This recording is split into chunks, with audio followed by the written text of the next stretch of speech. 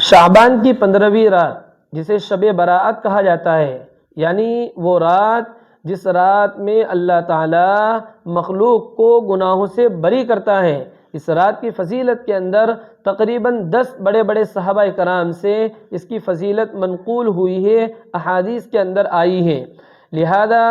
جب اس رات کی فضیلت کو دیکھا گیا تو اس سلسلے میں 2 طبقے پیدا ہو گئے۔ ایک طبقے نے اس طرح شدت اختیار کی کہ اس رات کی عبادت کو اور اس رات کے نوافل کو اور اس رات کی فضیلت کو بالکل ختم کر دیا، اور فرمایا کہ اس رات میں عبادت کرنے کی کوئی اصل نہیں ہے، اس رات کی صبح روزہ رکھنے کی کوئی اصل نہیں ہے، لہذا یہ بھی غلط ہے۔ اور بعض لوگوں نے اس رات کی فضیلت کو اتنا بڑھایا، اتنا غلو اس کے اندر کیا کہ اس رات کی فضیلت کے اندر مخصوص عبادتیں بنا دی، مخصوص عبادتیں قائم کر دی کہ چند اس طرح کی نوافل پڑھ لی جائے، اس طرح کا ذکر و اذکار کر لیا جائے، اور ذکر و اذکار نقل کرنے لگے۔ اور اس رات کے بعد صبح کا جو روزہ ہے اس کی اتنی اہمیت بیان کی کہ اس صورت میں نہ رکھنے والوں پر طعن و تشنیع کرنے لگے اور رکھنے والے کو بہت اونچا سمجھنے لگے، حالانکہ یہ دونوں طبقے بالکل غلط ہے۔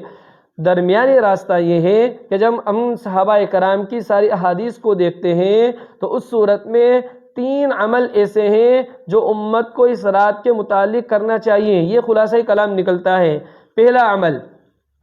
قبرستان جایا جائے، ہمارے مردوں کے لیے مغفرت کی دعا کی جائے، ان کے لیے ایصال ثواب کیا جائے۔ یہ اللہ کے نبی سے ثابت ہے کہ اللہ کے نبی اس رات کے اندر جنت البقیع کے اندر گئے ہیں، لیکن صرف 1 مرتبہ گئے ہیں، لہذا قبرستان جانا ضروری نہ سمجھا جائے، سنت کی نیت سے کبھی چلا جائے اور کبھی چھوڑ دیا جائے، جانے کو ضروری سمجھنا یہ بھی غلط ہے، لیکن چلا جانا سنت کی نیت سے یقیناً یہ ثواب کی چیز ہے۔ نمبر 2، اس رات کے اندر ذکر و اذکار کو، تلاوت کو اور نوافل کو کرنا یہ یقیناً بہت زیادہ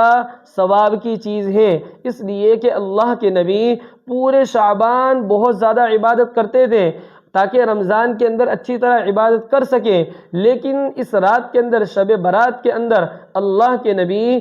خصوصی طور پر زیادہ عبادت میں منہمک رہا کرتے تھے، دعائیں زیادہ مانگتے تھے، نوافل زیادہ پڑھتے تھے، لہذا بالکل نوافل اور دعاؤں کا اور ذکر و اذکار کا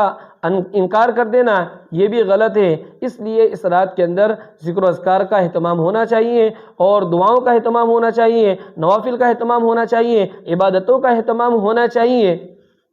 لیکن وہ عبادتیں اجتماعی نہ ہو بلکہ انفرادی ہو، اپنی اپنی عبادتیں کر لی جائے اور اپنے اپنے اعتبار سے ذکر و اذکار کر لیا جائے۔ یہ نہ ہو کہ صلاۃ التسبیح کی جماعتیں ہو رہی ہے، نوافل کی جماعتیں ہو رہی ہے اور ذکر و اذکار کی مستقل مجلسیں ہو رہی ہے۔ اجتماعیت کے ساتھ ان راتوں کے اندر عبادت کرنا یہ احادیث مبارکہ سے ثابت نہیں ہے، لہذا انفرادی طور پر عبادت کرنے میں کوئی حرج نہیں ہے۔ تیسری چیز جو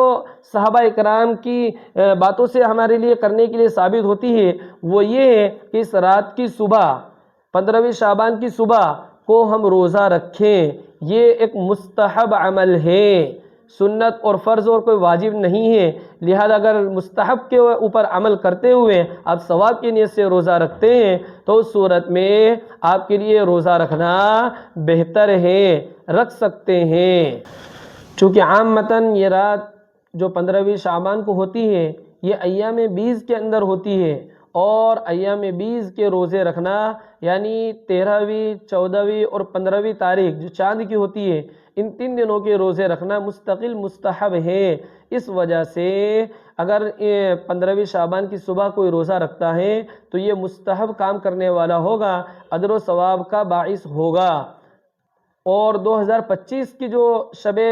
برات آ رہی ہے اس کے اندر 3 فضیلتیں جمع ہو گئی۔ نمبر 1 ایام 20، نمبر 2 شب برات اور نمبر 3 جمعہ کی مبارک رات اور آئندہ کل جمعہ، لہذا 3 فضیلتیں جمع ہو گئی۔ ان فضیلتوں کو حاصل کرنا چاہیے استحباب کی نیت سے، مستحب کی نیت سے، لہذا اس پر عمل کرنے میں کوئی حرج نہیں ہے۔